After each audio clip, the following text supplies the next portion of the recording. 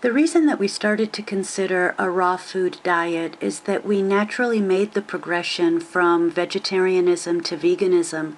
And in trying to acquire more detailed information about that way of living and eating, we came across raw food information.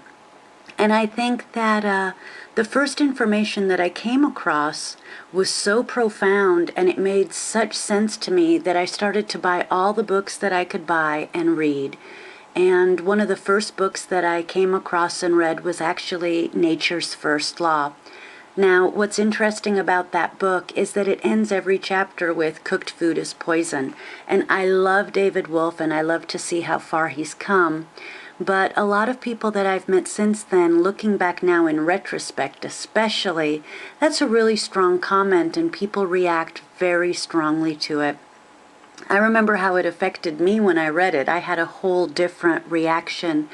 My husband and I were so excited and we thought, this is it, this is true, this is how everything works. Cooked food is poison. We've got to throw out our pots and our pans. I immediately picked up the phone and I called my mom. I said, look, the food you've been giving me and the children is evil. We're not going to have any more potatoes. We're not going to have any more breads and cakes. Basically, we got very caught up in the message of that book and we started to implement some very serious changes, which were very positive. But one of the changes that we made was contacting our families and telling them in this radical way what we found and how we were going to make the changes. So looking back now, I think that that was really irresponsible and I think that it could be damaging to the big picture and the journey as a whole. You know, if you think about it, people are very set in their dietary habits and in their beliefs. And I think that what we eat is very much a part of who we are and the way our culture sees us. It's the way that society meets, you know, people meet and we get together, we break bread.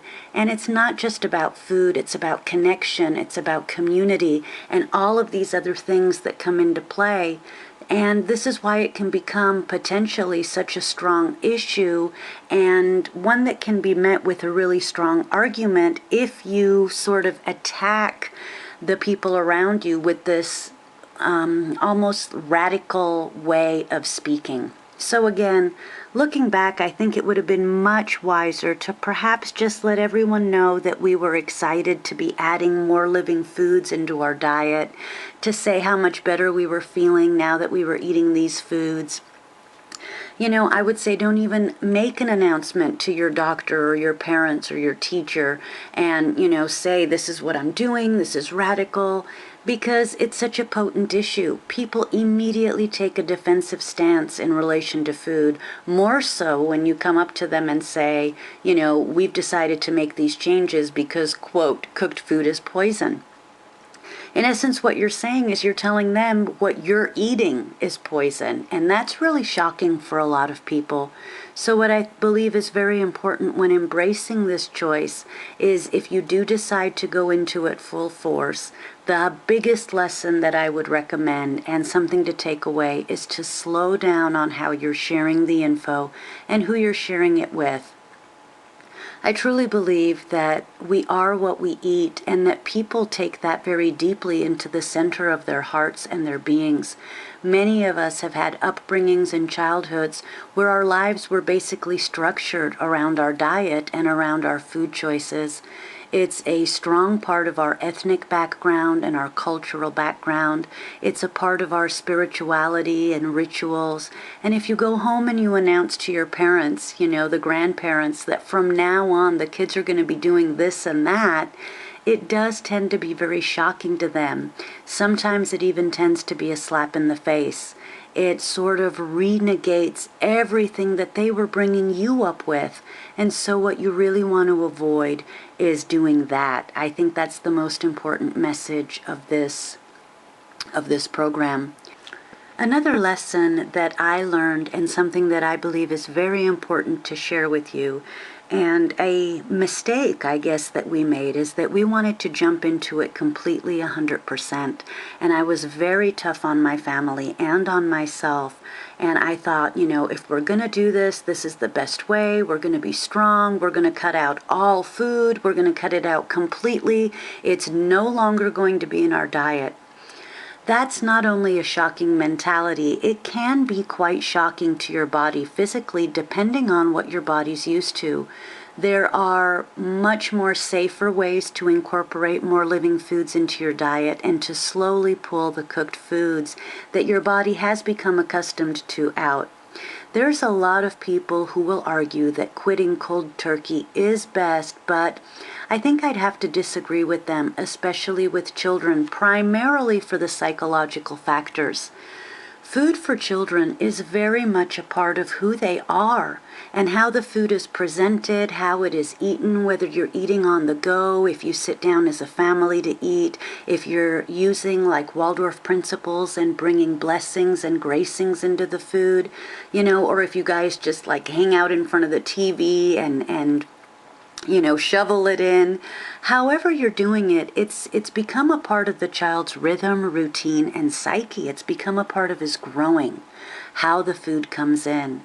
And if suddenly one day you come home and you say, well, kids, from now on, we're never going to have another cookie, we're never going to have another potato, we're never going to have another slice of pizza, you really have to pause and consider how traumatic and really shocking that can be, especially to the young child. Children tend to experience things in their body. They tend to experience things through their body. And what they need is a gentle shift rather than a big dramatic gesture. I also think that children react to things that adults do much, much more than what adults say.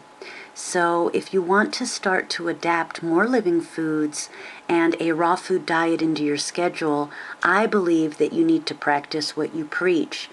It's not really wise to tell your children, this is what's best for you, from now on, it's the only thing you're going to be eating, and then indulge yourself in, coffee and cupcakes and the snacks that you're eating.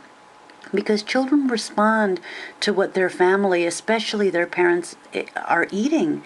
And if you want to make this a part of your children's diet, I strongly recommend that you make it a part of your diet too, and that you all ease your way into it very gently. Another thing that I think is very important is that you don't talk too much and intellectualize too much with young children about even making the shift. Because then what can happen is that it becomes a question and an answer session to which you may not have the answers. Kids are wonderful at posing questions that we parents often don't have the answers to. And I think it's best as a parent not to even, put yourself into that situation. Our children are looking to us to be the authority, and they look to us to know what's best. And having an intellectual conversation with them about the benefits, the pros, the cons of this type of diet is really something that I believe doesn't have any place in young childhood. This is a conversation to have with your spouse or your close friend or even your teens, but when you're talking to your 3-year-old, 5-year-old, 7-year-old, I really don't think you need to get that deep. And if the question comes along like, Mommy, why are we having salad again? It's been a long time since we've had rice. You may want to answer that with something like, well, it's summertime and these veggies are so colorful and so tasty and so abundant now. My body feels so good after eating these vegetables. I thought it would be nice to have them again. Again, the key is not to over-intellectualize, not to really make that much of a fuss about it. You sort of want to just allow the process of your body taking it in and your child's spirit and body to take it in without really too much notice being brought to it, without bringing too much attention to it. Something else I think is very important, especially with little children, is that we need to realize that when they're taking in food, it's a lot more to them than it is to adults. And children are really sensitive beings. Many of you know that I have a Waldorf education background, which is really based on the teachings of Rudolf Steiner. And Rudolf Steiner said quite often that raw foods contain sunlight energies that are stored into the tissues through the process of photosynthesis. Steiner believed that the spiritual progress of humanity as a whole would be enhanced by a progress increase in where vegetarian and raw eating patterns would appear more and more in society as we gained more consciousness, as we became more conscious. According to Steiner, he believed that plants actually supplied us with their store of the outer light of the sun, which then stimulated our inner light through the process of assimilation of eating these fruits and vegetables. So I believe, my spiritual belief is that children are taking in energy, the light, so to speak, from these foods when they're eating, and when they're eating foods that are from source. When children are eating foods that are processed, that are filled with additives, artificial colorings, their bodies react to that as well. You know, there are so many chemical and artificial additives in the foods of today, especially in packaged and marketed foods, and even more so in specifically marketed to children foods, cereals and Pop-Tarts and these types of things, that I really believe they're not feeding the children's spirits. They're causing a disconnect in the children. Another interesting thing that Steiner said was that nothing clouds the nervous system when the nourishment comes from a purely plant realm. I think that this is very interesting in what we're supposed to be eating. Our bodies are made up of purely natural elements, and I believe that we're supposed to be eating natural elements. The foods of today that are packaged and on the store shelves are so far removed from their natural element that, you know, I wouldn't even encourage you to go 100% raw, but more importantly, 100% raw, organic, and natural, even wild. Wildcrafting has grown very, very much over the last few years, and I'd highly suggest that you Google eating wild foods and see the abundance of data that's being presented right now. An important question that I get as a raw food mom is, are your children getting enough protein? I believe that protein, or the protein discussion, is highly overrated. You know, it's not going to be uncommon that you go to the doctor and the doctor's going to say, oh, your growing child needs so much protein, and make sure he gets all of his protein. And, you know, it may go as far as go feed him a steak. And if you think about that steak is actually that cow. And the cow that's out in the field is concentrating on and creating all of its protein simply from eating the green grass that's growing in the field. Now, this isn't an ideal world, right? I'm not talking about feedlot cows. But the proteins that our bodies need to grow do not come from the steak.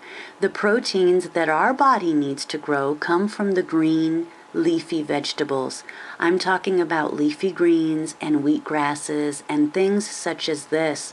It's our body that creates the protein in the process of assimilation, and I think it's very important that as parents we don't fall into the myth that children need to get their protein out of meat sources. More important than the protein discussion is that children, what they do need for their growth is fats. And when I say fats, most people are immediately going to think, oh, fried foods. That's not what I'm talking to, okay? Fried foods do extreme damage to the human body. Good fats that I'm referring to would be things such as seeds, as avocados, as nuts, and things like that. I believe that common mistake that many new parents who are trying to undertake a raw food lifestyle is to bring too much fat in on their quest for protein. And they're doing this to try to make up for the diet that they've been eating. When you go raw, you need to remember that it's a very delicate balance, and it's trying to return, really, in essence, to a natural diet, trying to return to a natural way. So what I'm saying by that is, in the natural world, we really wouldn't have access, unless we lived on, an almond farm, to something like 50 pounds of nuts each week. We wouldn't have access to be eating 12 avocados a day, because if we were fortunate enough to come across an avocado tree, we'd only be eating that in season. And if we were hoping to feed the whole family on that tree and, hoping to extend our supply, so to speak, we'd be eating those avocados and those nuts in great moderation. So what I've come to discover is that following a very natural example of eating in moderation and in the natural way really helps you to balance and to regulate what's going on inside of your body. So a suggestion that I have is, when you're shopping, to sort of imagine yourself living many, many, many years ago, decades, centuries ago, and actually harvesting. And be in the mindset of, if I lived then, I didn't have a storage places, I didn't have a refrigerator, I didn't have really even safe shelter. I was probably nomadic. I was probably moving from place to place. How much of this could I actually carry? It's easy for us to buy 10 bags of groceries and then stock this stuff in our pantries, but is that realistic? It's easy to get carried away when you're in the store to buy these things in huge amounts of bulk and then to consume them, especially in your struggle to try to have that full feeling in your stomach. But you have to remember that when you've been eating a diet consisting primarily of cooked foods, your stomach has stretched, and it's stretched out much larger than its normal size and healthy size. And I understand that if you're making a drastic shift and 100% shift, what happens is you're going to feel constantly hungry, which is another reason I advise weaning yourself off slowly.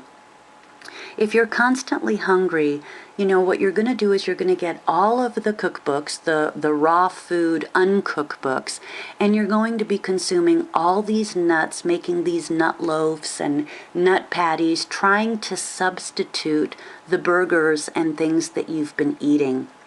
What's going to happen is that you're going to overeat on fats and oils and on all of these nuts, and that is not healthy. I remember when we first went raw and we were wanting very much to keep eating things that resembled the cooked foods.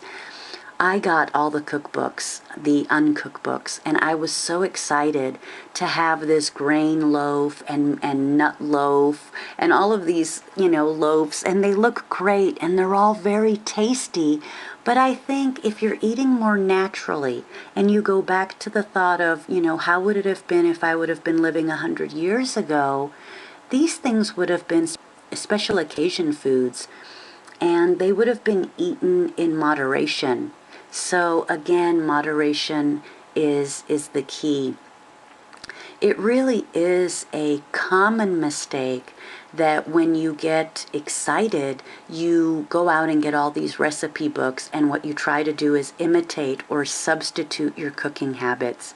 And you could really recipe yourself to death, physically and emotionally, trying to do this. I've known some raw foodists that have eaten a complete nut loaf almost every day, and I'm talking about these loaves that are made from 4 or 5 cups of nuts. Now, I don't care how, if you've sprouted them, soaked them in water, if the enzymes are active, yada yada, that's not healthy. And in a natural world, there's no way you would have been eating this every day. There's a really wonderful book that addresses this, which I highly recommend, and it's called The Raw Secrets. Now imagine the newbie to raw food and someone who wanted to jump into it full force and, created all the loaves and everything and has been eating this. and they put this stuff into their bodies, and then they tend to get sick, and then they say, well, this isn't the diet for me. I don't feel good. I'm not thriving on this diet. My son got sick on this diet. I'm feeling sick on this diet. But, logic says and tells me if you sat down with a cup of olive oil and you drank it, I could pretty much guarantee that anyone who would want to do that is going to feel sick and not feel good, because your body is never calling out for 1 cup of oil. That's just not natural. And so what I believe would be more realistic, and what I think would be much more natural, would be, as an example, give your child an avocado when they ask for an avocado. But don't force them thinking, oh my gosh, I've got to get the fats, I've got to get the proteins. If you really feel like you're not getting enough protein, and you're really scared that your child really needs this substance to grow, I encourage you to do the research to see how much protein is in kale and in green lettuces and in wheatgrass, and then maybe combine a handful of nuts in a small moderate amount with your child's salad. Maybe get in the habit of making nut milk in the morning and in the evening alongside with that green salad, or let your child have a handful of nuts and just enjoy them as a snack. That would be ideal. But please refrain from making these huge nut loaves and sending your child to bed with a stomach full, basically, realistically, of like a cup of oil, because that is not healthy. Another important fact to realize is that most people don't understand the importance of essential and amino acids. Green leaves contain a small but non-negotiable amount of these acids, and even though the protein's only about 1% by weight, it is 1% that's highly absorbable, and it's not going to rot and it's not going to ferment in your body. So this protein percentage in your body can actually be assimilated. So if you look at this and you compare it to a piece of meat, yes, the piece of meat can have much more protein, but how much of that protein is actually being assimilated by your body? In reality, you'd have to eat 5 steaks to get the same amount of protein that you would get from a small salad. So again, the protein issue is really a myth, and I believe it's been sold to us and marketed to us by people trying to sell us meat. I also believe that a lot of vegans and vegetarians and even raw foodists are bringing too many grains into their diet. Now, people may stop and argue at this point saying, well, we're not supposed to be eating fats, we're not supposed to be eating meat, we're not supposed to be eating cooked food. What the hell are we supposed to be eating, right? There is a large variety of fruits. There is a large variety of vegetables. There's many varieties of nuts and seeds and sprouts and natural oils. There are so many things we can eat. Many of them we're not familiar with and we haven't been introduced to yet, just out of habit. So we haven't considered expanding our range and our variety. And I mentioned earlier too, wild foods, wild herbs that are growing, things that we've been perceiving as weeds are actually the earth's superfoods designed for us. And not only are they superfoods, they're our greatest medicine cabinet. So again, I encourage you to look up wild foods. But back to the grains. Grains, I believe, are not meant for human consumption, and I think that they do more damage to the human organism than cooked foods and meats. Now, the reason I believe this is that I think, and I tend to always take it back to, what would we be eating that would be accessible and easy for us to eat in nature? I always come back to that, and what I always come back to makes sense. If we were out in nature thousands of years ago in a wheat field, okay, if we didn't know yet how to produce the bread, grind the grain, make it into flour, make it into bread, shape it into a loaf, bake it, and then eat it, okay? If we were instead to go out there and pick at the seeds like birds, well, I've got to tell you, I haven't met anyone who's interested in eating hard wheat berries or millet and any of these other grains, you know? And I have yet to meet somebody who's willing to go out there and eat them in their raw form. And the reality is, our bodies really are not designed to digest these, especially in their raw form. Something else that's mentioned in the book, The Raw Secrets, which was really a wake-up call to me, is that he has an entire chapter on grains and beans, and he talks about the gizzard, okay, and how birds have a gizzard which acts as a second stomach that's specifically created for digesting, breaking up, and grinding down grains so that they can pass through a bird's body. Now, humans don't have a gizzard. We don't have this second stomach. And what he writes in the book is very interesting, and I'll just very briefly share this paragraph, okay? Quote, "Have you ever seen chickens or other types of fowl eating rocks, nails, and other hard and indigestible things? At the moment, you may ask yourself, why are these animals eating these useless and harmful things? Have they gone mad, or are they simply following their instinct? They are introducing hard things into their gizzard to help grind the hard seeds that they just ate." So let me briefly read something here about avocados, for example. Quote, "A single avocado normally weighs around 300 grams.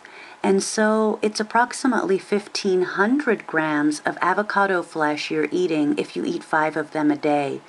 At 18% fat, that's 270 grams of fat. So that's really the equivalent of over 1 cup of oil," unquote. Now imagine what would be the consequences if you were to sit down and eat these 16 tablespoons or this 1 cup of oil. Can you imagine what that's doing to your body? Unquote. So when thinking about that, we realize humans really don't have the capacity to do this. So are grains really meant for us to be eating without the mill, without the grinding into flour without them? Or without some kind of mixing and moisture and leavening and baking? Really, if you look at it that way and you take it back, grains have no value for us as human beings. So it's important here to note and to remind everyone that the digestive tract of humans and of all omnivorous animals is just too long for the efficient digestion of heavy starches. And basically, that's what a grain is inside your body. It's a starch, and it stays in your body much too long, so I wouldn't recommend grains, especially for young children who are moving and who need to be filled with vitality and with energy.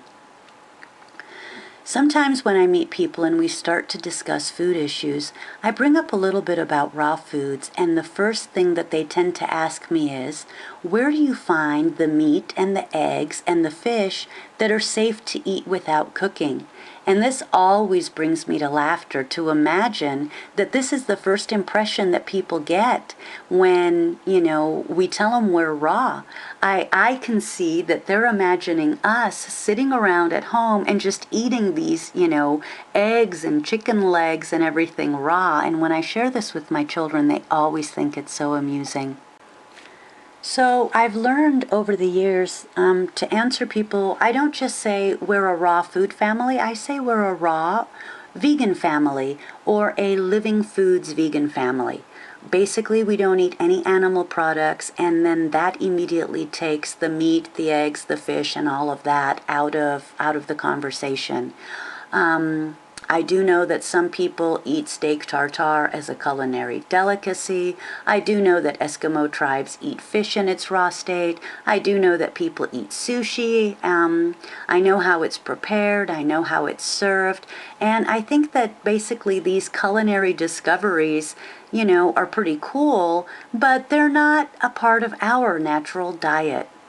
And the longer that I've been on this raw food path, the more I tend to come full circle to where my original ideas and my original inspiration to wanting to eat raw food even comes from. and that's basic natural hygiene and its principles. Now, if you haven't heard of it, the foundation of natural hygiene goes very far back to 200, 300, 400 years ago. I have found writings from the 16th and the 17th century discussing proper foods that should be going into the human organism. And I think that a core principle underlying natural hygiene is that the principles and beliefs circulate around a vegetarian diet. I also think this connects because a vegetarian diet is connected to a higher level of consciousness and awareness. And it would be most likely to take that into thought that a vegan diet is probably even better. A diet which is based on, I'm not going to say 100%, but a very high percentage of primarily raw foods is the ultimate diet for a heightened consciousness and awareness. A typical argument I get from parents is that eating meat is natural. And my first response to this is, what does it mean to be natural? Define natural. When we say that something's natural as a culture, as a society, what I think that we really mean is what's widely accepted or practiced. But does that make it natural? And whereas something that's unnatural or foreign or strange is probably just not the most common way. Does that make sense?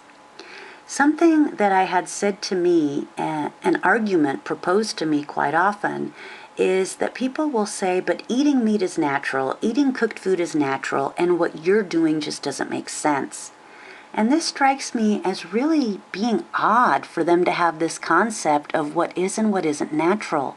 Michael Allen Fox notes that, quote, many things are justified merely on the grounds of being natural, like greed, war, heterosexuality, and many are condemned on the equally flimsy pretext of being unnatural, like altruism, pacifism, and homosexuality, unquote.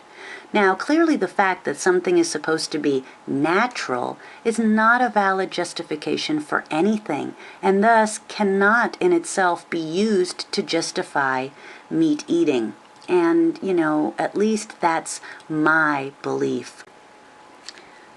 I feel that the choices that we as parents make about the way we wish to live our lives and the way we wish to eat and raise our children on which dietary path we choose has an incredible impact on the world on very many levels. When we make a clear choice about our path and we live accordingly to our choice, other people often do take notice and they start to examine how they live their own lives. In the end, I think it always comes to an individual choice, and I really believe that it's best to avoid arguments with people that are eating cooked foods. So I want to put it out in basic language, okay? I want everyone to understand that a very important part of this diet is not to run out and start screaming, I've had this revelation, this is so wonderful, I'm going to change the world, this diet is saving the planet, and things like that, okay? Because imagine the concept of the person running outside and screaming, the sky is falling. The effect is just too shocking to people, and it's important not to negate, all right, the positive message that a raw food diet can bring. It's important not to overdo it. Do not over-intellectualize. Do not bombard your families and your friends with it all at once. I believe that our journey as human beings here on earth is to gain a greater understanding of our own relationship with our environment. It's about our health, ourselves, and our community. When we cross that line and we begin to preach about what we're doing and maybe even unconsciously imply that what we're doing is something better or maybe helping to save the world, and by that implication, we're then suggesting that their way is polluting the world or harming the world or something that's, setting up a negative exchange of energy. That's not opening the doors for question or an exchange of positive information. That's not information that's going to educate and inform and inspire. If we go about it that way, we're just going to shut people down. Information that's going to educate, information that's going to inspire people is what you're looking for. You're not looking to isolate, frighten, shock, or upset people. And I know it's very difficult when you get excited about this because it clicks for you, and you become kind of enlightened to it, and something turns on inside of you and you think, wow, this makes sense. I understand that it can become difficult to restrain yourself because you do want to run out and shout from the rooftops, and you want to say, hey, look at how profound this information is. This is going to blow you away. This is amazing.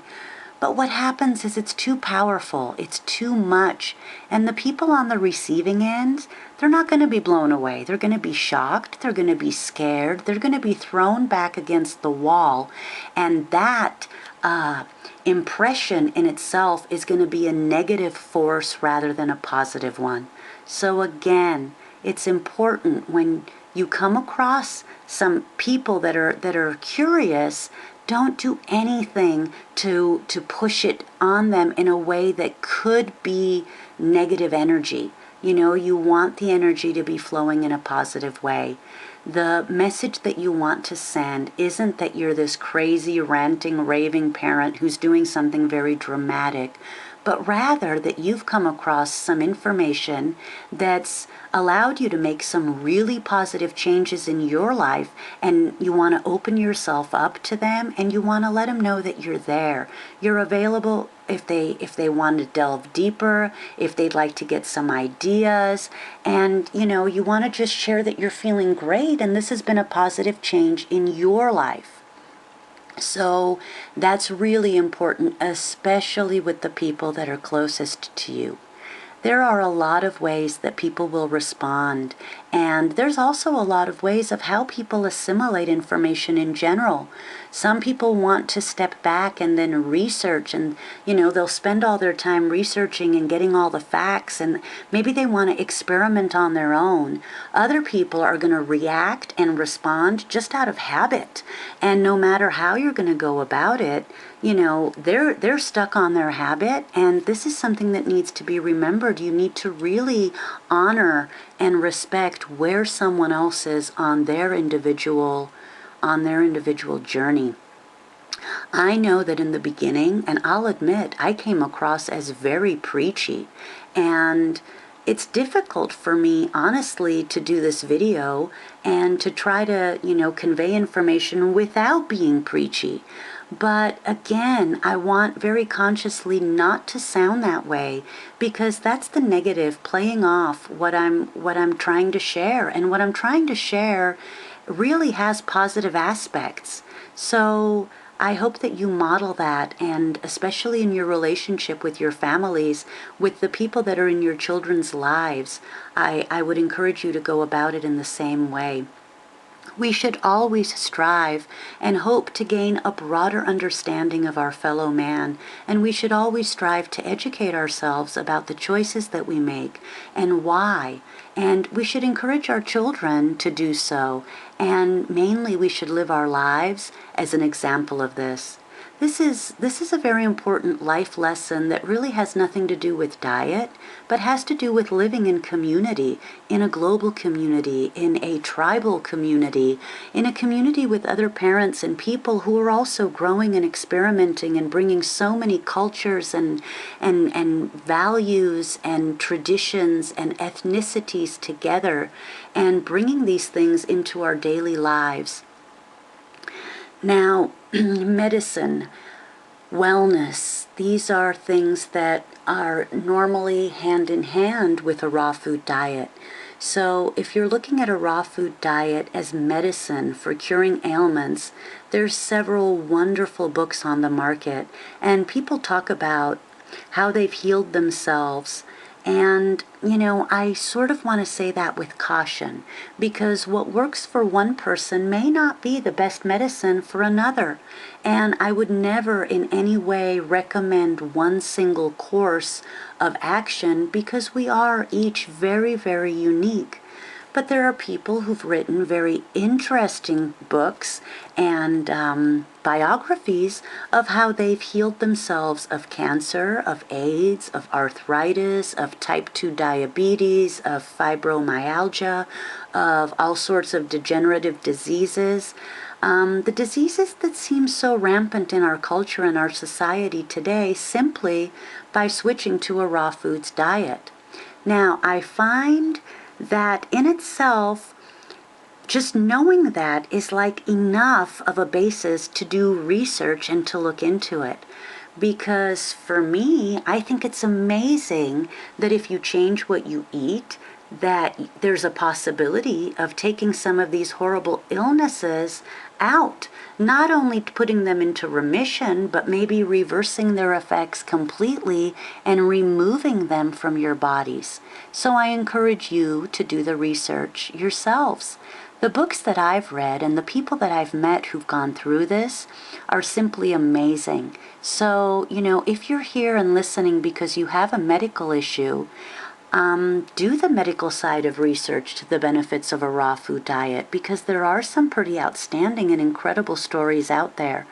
I don't want to go too heavily into biology and anatomy here, but our body is a very intelligent machine, and it does rebuild itself very often.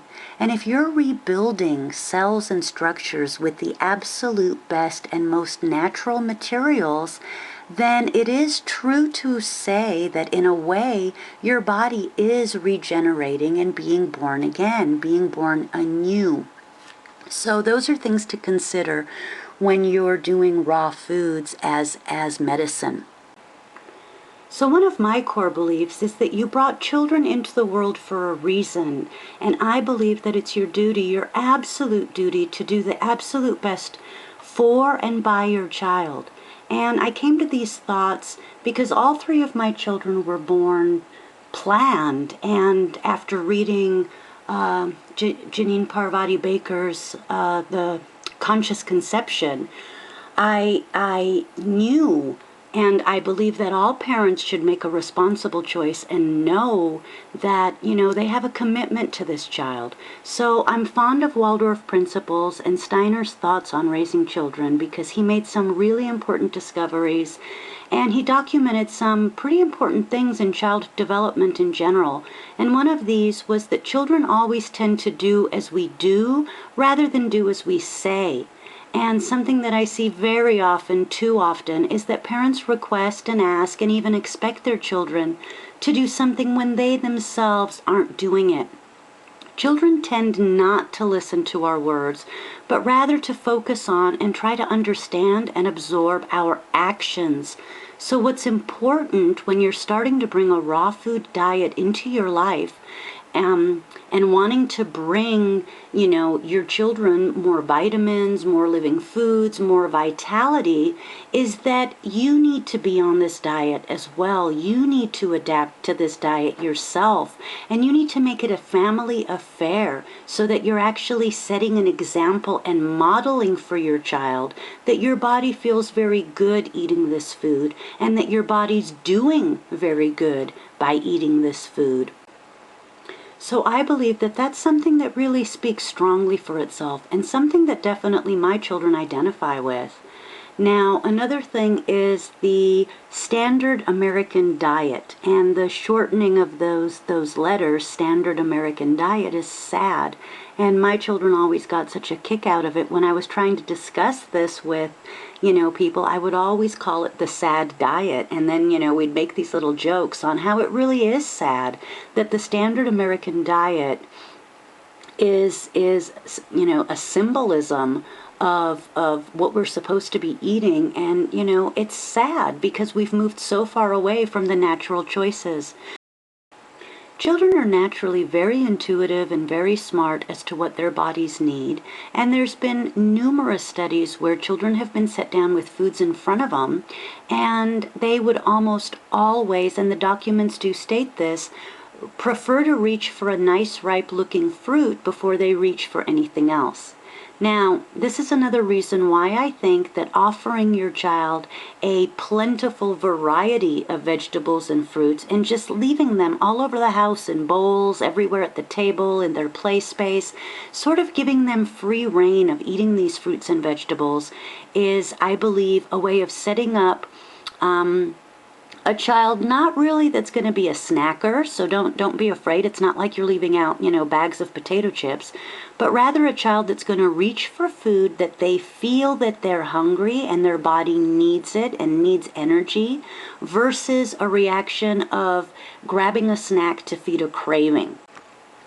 In our culture and society, we're constantly being marketed to, literally bombarded with these commercials and ads that tell us one moment that we're hungry and that we need to eat, and they're showing us these, deliciously portrayed looking foods and snacks. And then those messages are followed with commercials saying, we're too obese, we're too fat, take this diet pill, take that fad diet. This is a very damaging cycle to the human body and the human psyche. And I believe that the human spirit, suffers from this. And this is why we're seeing such an epidemic of girls suffering from either anorexia or from obesity. Children are just the behaviors that they're experiencing, okay? And it's been noted and documented time and again that many of these things are a direct result of food additives, of the chemicals, of the pesticides, and of all of these things that are in our processed foods. Which I guess, also this is a good time to interject. When I say raw or living food, I really mean wildly crafted, organically grown food. Because when you're on this diet, by all means, you want to be trying to get the absolute best fruits and vegetables and at the purest quality, okay? Start a backyard garden. Even if you start with a small window herb garden, it's really connecting you to how food comes to being and how it really connects to us as beings on this earth. The highest quality besides wild or organic would be biodynamically grown and, possibly local farmers markets. The smaller the better, because these are probably not using all of the chemical sprays and pesticides. So I would check, look around, Google this too, look for farmers markets, organic markets, weekend markets where they're selling fresh produce. I think that the lowest quality of living food is what you find at the supermarket in the fruit and vegetable aisle, because most likely it's been shipped there in refrigerated vehicles. It's been stored under ultraviolet light for hours and hours. It's coming from a huge processing factory farm, a huge corporate farm that's using all of the newest and the latest, the most toxic pesticides. A lot of the food that's now being farmed in these huge corporate farms and for mass consumption is genetically modified and genetically altered. I would definitely stress and very highly recommend that you seek out organic, community-grown, locally grown, pesticide-free produce. When you make the transition at first, remember that you're used to having a very heavy feeling in your stomach. All that bread, that pasta, those muffins, those bagels, all those things that really give your body kind of a weight in your stomach, you're not going to have that weight anymore. So you're going to think that you're hungry. And I think this is what makes people who first transfer over to this diet overeat. And I think it's fine, because when you consider it, you're really just overeating on fruits, bananas, cherries, plums, things like that. But what's going to happen is that suddenly your body's going to go from taking all this food that just kind of sat in there doing nothing, except maybe taking some energy to digest and making you feel heavy and tired, is suddenly you're going to be filling your stomach with food that's giving you high energy. A lot of the raw foods have become sugar in your body, and it's the beneficial kind of sugar, the sugar that keeps you running. And what happens is you're going to get energized, very energized. And very energetic children that have switched to this diet change from children who are laying around kind of lethargic on the couch saying, "Oh, Mom, I don't want to go outside, I don't want to play, we're tired," to children who suddenly have lots and lots of extra energy. And as parents, you've got to know that kids with energy can create a lot of trouble. So you need to plan as a parent to realize that this energy is going to be a big part of it. So you have to have activities and things for your children to do during this transition time. You're surely going to need to prepare yourself that this is what's going to be happening to them. Now, in an adult body, the change is going to feel a little bit different. A parent who's been eating primarily a cooked food diet is going to go through symptoms of detox. And it doesn't matter if you're putting in all those energetic raw fruits and vegetables. For a little while, you're actually going to be feeling worse before you feel better. And that's an honest statement, and it's a very basic fact about making such a change in your diet.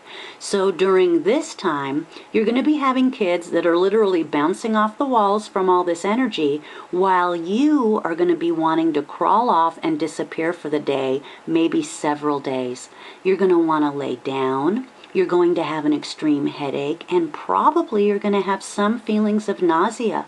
You're going to be irritable, and you're going to be at your crankiest.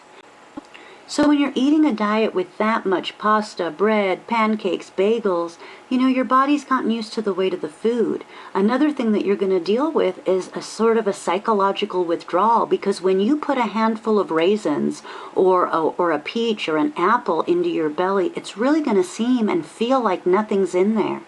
But be patient and realize that over time, your body will adapt, and slowly your stomach's going to shrink down, and you're going to need to eat less and less, and you're going to look back, and you're going to find it really comical at the huge amount of foods that people around you are really consuming. My children get a laugh out of people because they literally fill up their plates with foods, and it's amazing the quantities that the people in our society eat. When we lived in Costa Rica, we were often invited by local families to dinner, and on the plate, the head of the house, he had the equivalent of, and I'm not kidding here, like a tablespoon of beans and what I would guess would be a cup of rice. And this was the breadwinner of the house. This was the man of the house with his main meal of the day. And everybody on the table followed suit. There was no one who would dare take more for their plate. Now, what would follow is that someone would come in with a basket from the garden, and there'd be tomatoes and peppers, and that would then become the bulk of the meal. And they'd sit back in their chair, and they'd rub their stomachs, and, oh, we're so full, we're so stuffed. And, we'd look at each other and we thought, if these people came to the average fast food place on a Friday afternoon and saw, the Americans literally gorging themselves, they would be amazed and shocked. Our supersized meals are unrealistic, and they present an incredible load on our bodies to deal with all of that. So the diet that you're being sold to on TV and by the commercials and ads is really not a natural diet intended or the best diet for your body, especially for the body of growing children.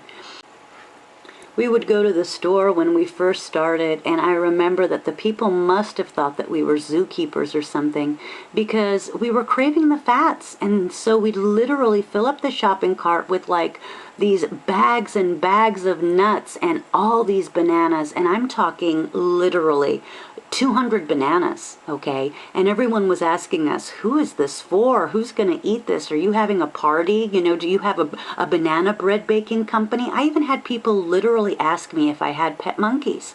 And it's odd when you begin shopping in a new way and you go to the store and maybe you're out of something and you think, I'll just run to the store. There's no time to go to the farm or maybe the farmer's market. So, you run into the regular grocery store, and it's so odd after eating raw foods. And everyone's shopping cart is like overstuffed with these products, these strange boxes, colorful boxes of this food that's so denaturized, so far removed from what we should be eating. People have the misconception that you're going to be very frail and very weak, but from my experience and from what I've seen, the exact opposite is true.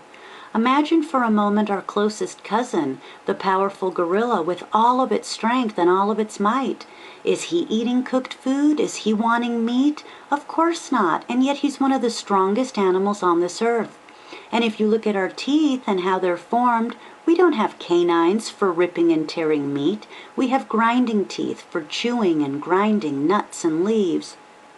I could attempt to reinvent the wheel, and I could spend hours and hours sitting here talking about this, presenting a very strong argument about all the things I've just said, but there's lots of wonderful books, and I really think that you need to read for yourselves, gather your own data, Google, search, investigate, try it, and then come to that conclusion on your own. Another thing that I hear about a lot is the fruit sugar. There's a lot of people, a lot of, quote, experts who claim much sugar is bad, okay, regardless of the source. So immediately that forms an attack on this type of diet, saying all of that fruit, my God, all that sugar. And putting on my Doctor of Naturopathy cap for a moment and speaking to you from a medical standpoint, I have to address that in my opinion and my research, in the simplest terms, is that the sugar that's found in fruits is very different in its chemical makeup than processed sugar. And while my mom was a diabetic, a raw food diet is actually what cured her of her diabetes. And many people will argue and say that this just doesn't make any sense, but you'd really, again, have to go deep into the biology of things, okay? You'd have to understand that the sugar that's coming in is not creating sugar in your body. What's creating the sugar in your body are carbohydrates and breads and pastas and these types of things, starches which become sugar inside of the body. And this is the bad sugar that actually wreaks havoc and that's very dangerous. Fruits, on the other hand, are a completely different type of sugar that energize your body and that give your body energy. This type of sugar does not rot your teeth. This type of sugar does not create or feed a diabetic type condition. My mother literally used watermelon juice as her medicine, and she got well on the juice of watermelons. And people would say that that's one of the sweetest and most sugary fruits. So, there's something to consider in that. Again, I urge you, do your own research in this. Very much like the premise of homeopathy, in my mother's case, it was like cured like. She just needed to have a different type of sugar in her body. And when she started to bring in the living food and the fruit juices, the carrot juices, the apple juices, and all these things, her diabetic level, really her blood sugar went down. And as she started to throw out and remove from her diet the breads and the pastas, those things regulated as well. And we came to learn that it was really the breads and the pastas that were causing the condition. Now, my mother was a type 2 diabetic, and I know that childhood diabetes and diabetics that require insulin probably have much deeper medical issues. So I am not in any way saying or advising not to take your medicines. That is something between you and your physicians. But I am using this to illustrate and present the argument that sugar in an apple is in fact very different than the sugar inside of a candy bar. Something that I also hear is, well, if it's so great, why haven't I heard about it before? Why isn't it in the news? Why isn't it on the cover of Time magazine and things like this? I think the catch here is, and the key is, that there's really nothing to market or to sell when you're trying to promote this way of eating. Now, some people that I discuss this with come into it in a kind of leery, what's the catch? Type of an attitude, and like as if they're being schemed or tricked into trying to try something totally outrageous, and they haven't seen evidence of it being introduced, and how come it's not in the mainstream. I think the medium is a medium of marketing, that on TV, in magazines, on billboards, on commercials, all of these things are companies and conglomerates that have interests to sell ad time and ad space. So all of these things are created around the sale of a product. Most of the people that are naturopaths, the doctors that have fasting clinics, the homeopaths, the herbalists, the organic farmers, none of these people are really putting out ads because A, their size, okay, the small local organic farmers, the people of the farmers markets, etc., they don't have the budget, they don't have the need to go on national TV or to make the cover of Time magazine to advertise. That's another point. And what I find interesting is that since the news broke of genetically modified additives and altered foods, we've been seeing a little bit of commercials and ads for fresh fruits and vegetables. Now here again, money is to be made and something is to be sold. These people, these corporations are putting out these super veggie ads because it's a product to them and they want to sell their tomatoes that, you know, are going to be able to sit on the shelf for 15 days. Again, they're corporate people that are really focused on making money for their corporations, so they're using the media for advertising and using and buying ad space.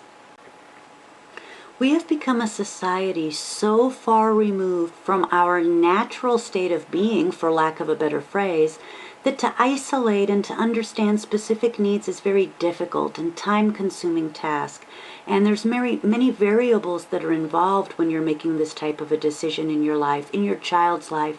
And it's frustrating when you're being bombarded with commercials and media that's trying to tell you something else.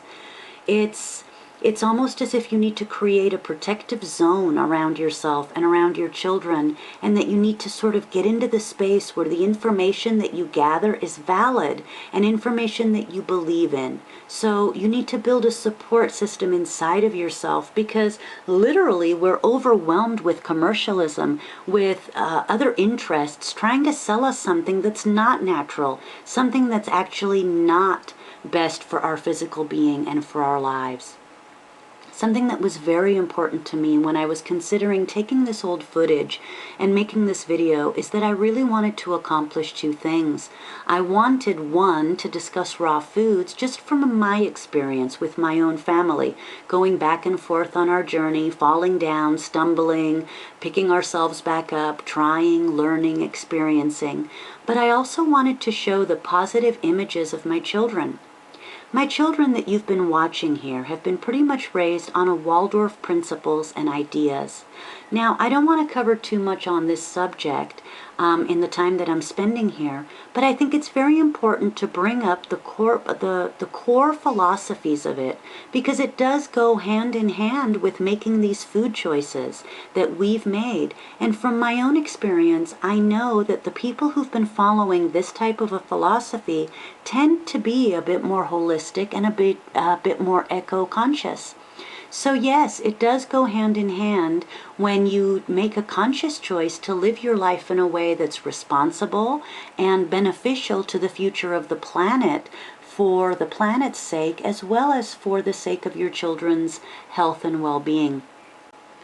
In my experience, the majority of the parents that I've come across that have been on a similar path do tend to sort of ease themselves into a raw food diet and lifestyle, because it just sort of follows that evolution path that we're conscious that everything we do does have an effect on our planet and on our own spiritual growth, and on our children's physical growth, on the way that we're evolving as a collective people on this planet in looking at what works versus looking at what doesn't.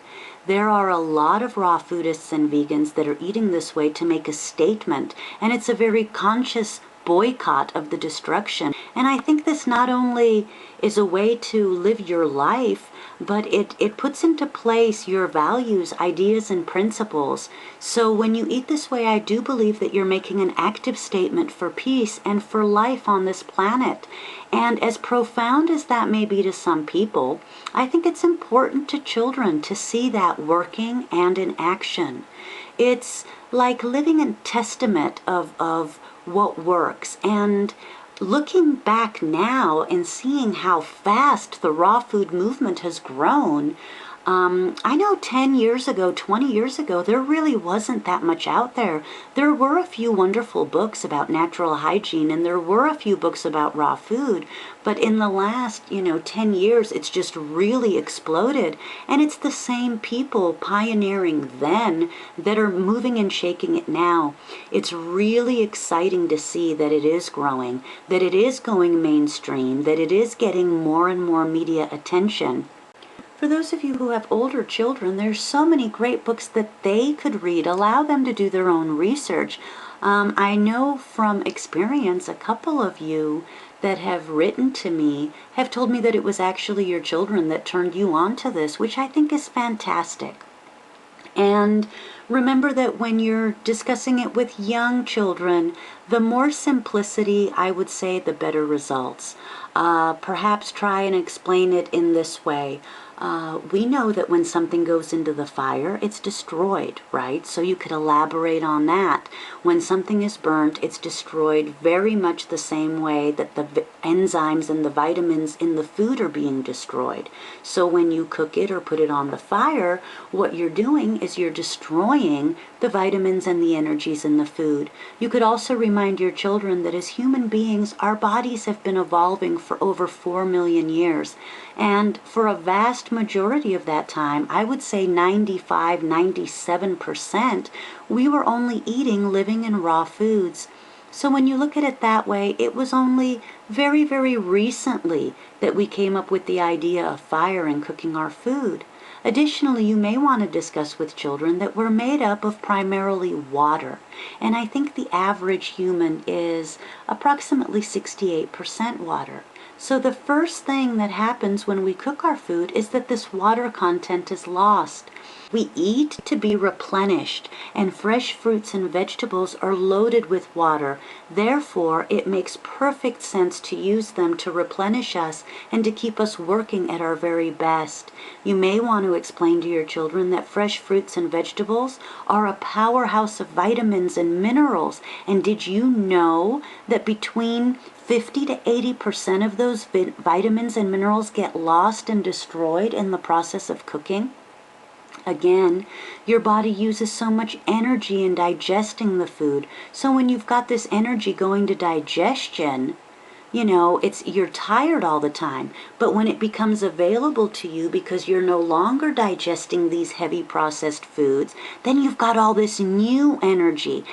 With all of this new energy, the main focus of your body becomes cleaning and rebuilding itself. So it's so important that your children have this in their bodies, especially, on this planet right now where we're surrounded by toxins. I recently saw a cover, and I can't recall now if it was Newsweek or Time, but it was talking about the very real crisis of obesity in our children, in our culture. The study was put forth in this magazine in a way that it showed how much has changed, not only in the way that children are eating, but how they're experiencing and living their childhoods. One of the things that it mentioned that was shocking to me is that parents can expect that their children will die of obese-related illnesses before they do. And that about floored me. I was literally shocked how we can feed our children in a way to pretty much guarantee them dying before us and continue to feed them this way, goes out of my concept of understanding. But back to how children are experiencing and living childhood. Children who don't have the energy because they're eating these heavy foods tend to want to stay indoors. They want to be in the air conditioning. They want to lay in front of the TV. And when they're watching TV, then they see the very, very intelligently designed commercials for the corn chips and the potato chips. So they're reaching for the bag and they're very impressionable. It becomes this avalanche of feeding itself, and it multiplies the effect of just wanting to eat more, consume more, lay around, eat more, consume, lay around, eat, consume, lay around. And this is not a place designed for where children should exist. Young children need to be outside. Young children need to be in the fresh air. They need to be in a constant state of movement. They need to be running, jumping, exploring. Let me just illustrate here a typical morning that probably goes on in so many homes, okay? A child wakes up on a schedule that's very unnatural. He's fed some sort of processed breakfast on the fly, maybe even grabbed some breakfast mac on the way to school. Then he's dropped off at school, and, you know, with all of these things happening in his body, the preservatives, the additives, the chemicals, all these things mix, they cause a reaction, the body's trying to digest, and either you get an absolutely lethargic clump that literally can't move, or you get a child that's super hyperactive. So he can't sit still, he's starting to create distractions, the teacher begins to get frustrated, she sends him down to the nurse, this happens more than once, the nurse calls the parents take the child to the doctor. Do you see where I'm going with this? So the doctor says, well, this isn't normal. And what happens is the child gets fed a label or a prescription. And does diet have a lot to do with this? In my opinion, yes, it does, okay?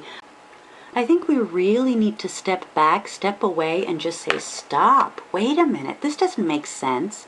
Should these children be sitting inside all day? Are children supposed to be on drugs? I think about my own children, and all of them had this burst of energy in the mornings. And when I think about that, I think about what breakfast actually does. Breakfast is really a combination of the words break, fast, all right? And long ago, the last meal would be in the late afternoon or early evening of the day before. And our bodies went into a fasting state.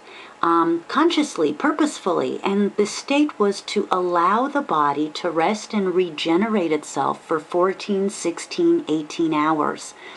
What's happening with the children of today is that when they eat a breakfast of processed foods, okay, they're coming into that on an empty stomach or a highly fermented stomach of undigested foods, all right? Suddenly, pour onto that, if you can imagine, processed sugars, refined sugars, okay, and a whole slew of chemicals and additives. What happens is you get a false sense of like an energy boost, but it's a very short high. It's a sugar high in these children, and it's short-lived, and it's like these kids will get on this and they'll ride it for 30, 40 minutes, okay, and then they crash. So again, in thinking about what's happening with children eating the breakfasts of today, why they're eating the breakfasts of today, what the breakfasts of today contain, and then being sent to school, it's really almost as though it's set up to create this vicious cycle. And the media is, feeding on this to sell us a cure, although it's really not an issue in and of itself. It's a series of symptoms kind of choreographed to get a specific effect. And what people need to know is that there is an option, and you can get educated, and you can understand that the media is not the authority. The media is not the expert. The media is simply trying to sell products. They're trying to sell breakfast cereals. They're trying to sell diet pills to trim down your obese, children. And then they're trying to sell you the drugs to calm them down. It's really a constant cycle of buy, sell, need, want, consume, buy, sell, need, want, consume, and it goes on, and it's repeated in so many forms in modern society and culture. And the shocking thing is that it's really been accepted as the quote unquote norm. If you want to have factual information, if you want to raise your children on a diet that really will feed their spirits and their bodies, then you need to step away from what's being sold to you in the very expensive, high-glossy parenting magazines, and you need to step away from what's being marketed to you on the computer and on the TV. Your children are being specifically targeted at these times when they're sitting in front of the TV. All these types of information are not the correct information. It's not even justifiable to call it information at all. It's just a sell. It's an advertisement specifically created to sell a product which really not only does your body not need, but is actually damaging to your body and your child's body, especially damaging to the body of a growing child. Now remember, the process of them having a sudden burst of energy, it's not forever, okay? But what happens is that children's bodies tend to regenerate much faster. So they'll go through this period when suddenly they'll have all this energy, and then that energy is going to die down, and then their bodies are going to find its own natural timing and natural balance. And it really is natural after having a fast and after having a rest for so many hours that you do have energy in the morning. The main focus of your body becomes one of cleansing and of rebuilding. And when this is going on, it doesn't use as much energy as when you're digesting. So these children are going to have energy, yes, but they're not going to be having the energy high that you see with the processed sugar foods. What happens is that with this energy comes clarity, and thinking becomes very clear. And children go from being like, oh my gosh, I have so much energy and I'm just going to be destructive, to actually getting much calmer, because what's going on is that they're getting more focused and they're more rested. And children that feel rested and focused are actually calm and very delightful and interesting people to be around. There's a man who did a new version of a food chart, which is kind of like a pyramid, and it says, feed your children well, the good mood food chart, okay? And look it up online. I don't know the source of it right offhand. But on this chart, he has on the outside of it, to the sides, these playful activities and restful sleep, okay? And those are the balancers of the outer version of this, of what's going on. And inside of this triangle, there's fresh air, pure water, and light, which all of us need to grow and thrive on. And then inside of that, there's a little circle that has mother's milk, which is the ideal food for babies and children, in my opinion, up until the age of teeth and food. So perfect fruit, tasty salads, loving holding, I think is all very important to understand that these basic things are really the core of what children need to grow into being healthy and happy adults. Now, there's a whole other video that could be made about the benefits of breastfeeding, and there's a whole other video that could be made about the benefits of, holding and carrying your child. Once you're on this journey and you reconnect with the natural rhythms, you'll really start to feel a pull to investigate and research some of those other things. Children in today's society are seated in front of the TV. They're patted on the back, they're given a handshake, but they're not really held. They're not even cuddled as much as I think they need. And they need loving touch almost as much as they need food and light and sunshine. And they really thrive on this. And they thrive on the sunlight because of the vitamin D. It goes into their skin, and then it's absorbed, and it's what's going into their teeth and their bones. It's not the calcium. The calcium myth is a whole other thing that you can research and read about in some of the books that I'll suggest later. But what they really need is lots of vitamin D, lots of sun, lots of fresh air, lots of fruits and veggies, and lots of love from mom and dad. The fresh air and the sun actually provides chemical things going on in the body that help the powerful foods use energy to cleanse and regenerate and grow and easily digest. In the beginning of my own raw foods journey, as I said, I was very dogmatic, and I was it's either this way or that way, it's my way or the highway. And looking back now, yeah, that was pretty foolish, but it was only because I was naive. Since then, I've come full circle. I've done many, many years of additional research, and what I really have come to is it's okay to be that way with yourself, okay? Make yourself a commitment that you're going to be a good model and start yourself on this diet, and then slowly transition your child and guide your child to follow you. Don't even really talk about it. Just go through the motions of introducing these foods. I think, again, this goes back to the principles of natural hygiene, which very briefly state that we just need to eat foods closest to their natural state, and that we also need periods of fasting and giving the body a rest. These principles make a lot of sense, and they make more sense than saying that you're going to go on a 100% raw foods diet, especially when you're making this type of a change with children. Again, children respond very much to their environment, and what happens around them that resembles anything like a drastic change or a sudden change is very difficult for them. I've had mothers that I've consulted who wanted to immediately rip all the breads and sweets and things like that out of their children's diets, and their children went through a withdrawal, and it was a difficult time and they were unhappy. I think it would be much more healthy to present this to your families and to make these changes while you're gathering your research, to go about it slowly.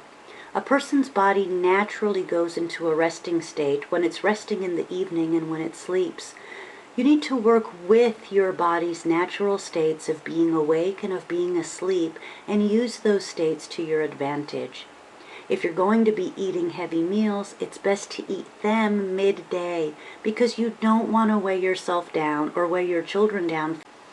You also don't want to put a lot of heavy things into the final meal of the day, into dinner, because if it's too heavy, the bodies are going to be working on digesting, and they're not going to have the same level of energy, and they're not going to feel at their optimum the following day. I would suggest that if you have an opportunity to take your children to a garden or to a farm, it's very wonderful for them to have this experience. It's important for children to have a natural connection to the earth that they love, and to see where their food is grown and where it comes from. In my opinion, they're very much natural gardeners who just have an affinity for the earth and for the sod. When we lived in Washington State, we had a wonderful biodynamic farm which also sold co-op shares to members, and we went twice a week to pick up our bags of groceries there. A lot of these farms encourage their members to come and be a part of the gardening process. In other words, to come and weed and harvest. Some of the footage that you've watched in this video is at Sweetwater Organic Community Farm, and it's something that's called a CSA, a Community-Supported Agricultural Project. A successful CSA is a result of the partnership between members and the farm. It's a bit different from commercial and conventional forms of agriculture because members are the heart of the organization, and these are really sprouting up all over the United States. I encourage you to get in touch with your local agricultural department and ask if they have any local CSAs. Or ask where the organic farms are and try to get in touch with them if they don't have any CSAs in place. Contact the states and do try to get their guidelines and maybe present it to the local farmers, because it really builds a sense of community, and that's very exciting because together people work the soil, they share the use of the farm with others in the community. And it's very interesting because it gives children a very realistic view on food and where it comes from. It's important for them to know how it's grown and cultivated, and I think that's a very healthy environment for children. All the children that I've ever seen seem very happy there. They're running around, they're playing, and they need to be connected to the earth. They need to know where their food's coming from, and how to care for a garden and grow food is really a wonderful thing that I think a lot of the modern children are missing out on. Another wonderful thing about belonging to a co-op is that you have the opportunity to make new friendships, to share the healthy organic foods with friends and with family, and that goes along with growing food in harmony with nature. Children also get to see the cycles of growth and death.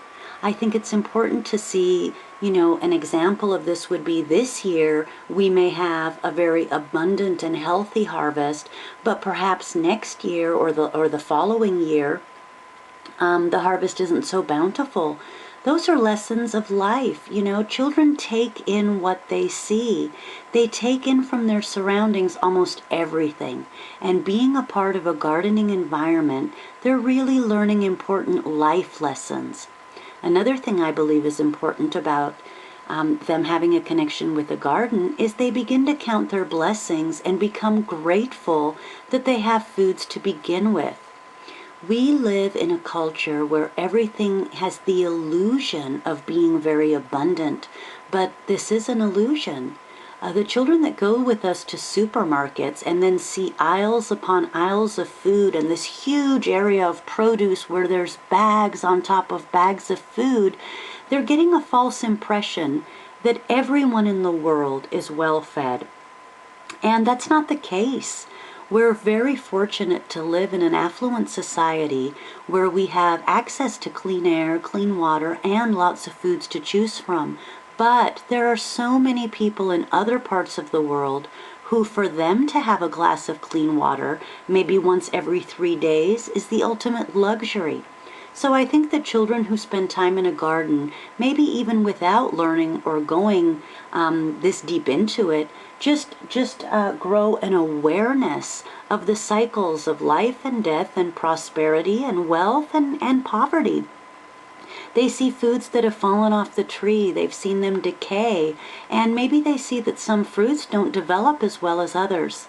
Subconsciously taking in these observations as they grow helps them to open their eyes and their world view, and to notice things that perhaps they wouldn't notice had they not been in that environment. Another thing that's very important in the teachings of Rudolf Steiner is that gratitude really belongs in the first 7 years of life. I feel that it's very important for children to be raised with a sense of gratitude and that they become mindful and realize how very lucky and blessed they are to have access to food every day, how lucky they are to have shelter, how fortunate they are to have all these things. And often in our fast-moving society, in our fast food, fast-paced world, this lesson, this core life lesson that builds a sense of virtue and character in children is being very quickly forgotten. It's becoming a lesson of the past, and children of today are growing up with a very strong sense of entitlement, and I don't think that's a healthy attitude for children to have. The lessons that they learn in the garden are ones that really cannot be taught and really have to be experienced. So I do believe it's important for children to spend lots and lots of time connecting to their food and connecting to it in a garden. And I really encourage any and all of you that have space in your backyards or even on a patio, even in a pot inside of your kitchen, try gardening for yourself. Definitely visit the local farmers market and the local farms, not only to support small farms as a boycott for the corporate and genetically modified farming and non-sustainable practices, but primarily as a lesson for your child and for your family. I think children spending any amount of time in a garden understand and begin to express a natural reverence for Earth and all of her gifts, and I think that this instills a very strong sense of gratitude. In my opinion, gratitude is the basis for love, because when children develop their appreciation for the natural world, what they're really developing and deepening is their love for all of creation. Now, I have had parents come to me and say that there's been some difficulty for their children adapting to this type of a diet, and primarily it has to do with friends and peer pressure. But my advice at that point is, let's take it from the standpoint of, is this really about food, or is this about the collective and collective behaviors? I believe strongly that children that are strong and independent really don't come to you with these issues. Yes, peer pressure does exist. Yes, children are affected by their friends, but they're also affected by their parents. And they're also, hopefully, morally grounded If the parents are presenting this type of a diet as a life-giving, health-giving, normal and natural way of eating, then the children, in my opinion, would also be very enthusiastic. And when curious friends would ask them about the benefits, etc., they'd probably talk about this kind of diet and educate their friends. Teenagers are in a very intellectually different place than young children. Again, young children don't need the elaborate answers. Young children will simply ask, "Mommy, why are we eating this salad?" And the good answer, and an answer enough, is because it's so tasty. Teens can very easily make it into a peer pressure issue, especially young adolescents. I'm thinking 12 or 13. I feel that the goal of any parent would be to empower their children to be individuals, and children who are having peer issues probably just need some more creative outlets. Many of them fall into peer traps because I feel they're not getting enough intellectual stimulation, or they've gone from this place of having very simple answers to suddenly their thoughts and minds are waking up and they're wanting and desiring more information.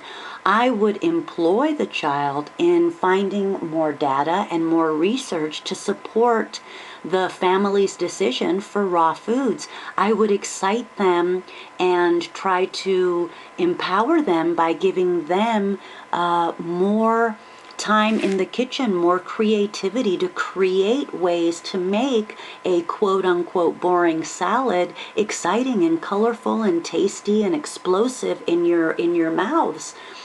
I think the teenagers would enjoy reading many of the books, and then they would feel like, wow, this is fantastic and great. And if they were offered it in this way with gentle, loving guidance, and possibly just setting some realistic boundaries by reminding them not to, go overboard on trying to convince their friends, I think that they'd be wonderful candidates for them being the leader of this project in your household. There's a great book called Raw Family by Victoria Bosanko, which you'll see listed at the end of the tape. She had 2 children that went completely raw, and the children have since written a book. They speak. They're doing all kinds of wonderful things, speaking specifically to other teens, so maybe that's something, if your children fall into that age range, that you'd want to look into. Now, I would not want to send anyone away with the message that what I'm trying to do here is push or promote a 100% raw food diet, because as much as I do believe that the more raw foods you bring into your diet, the better, I couldn't fairly stand before you and say that I'm an advocate of 100% raw foods. Again, coming back to making this complete circle. I think and I feel strongly that the key, the absolute secret, the absolute magical formula is to have a healthy body.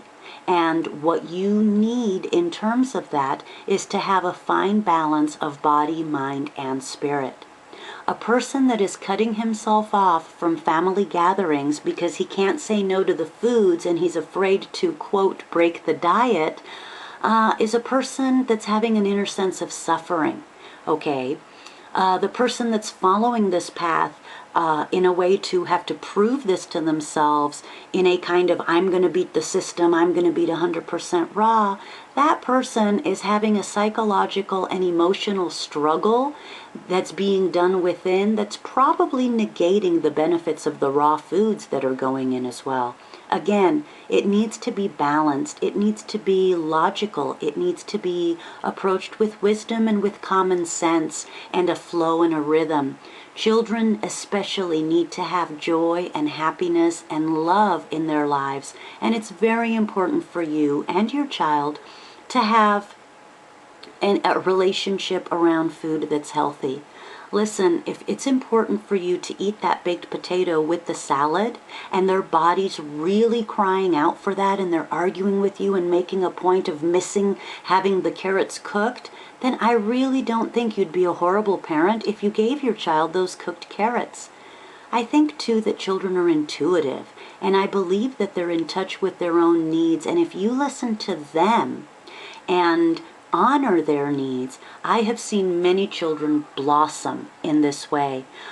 From my experience, children do vocalize their needs given the opportunity, and most of them are right on the mark.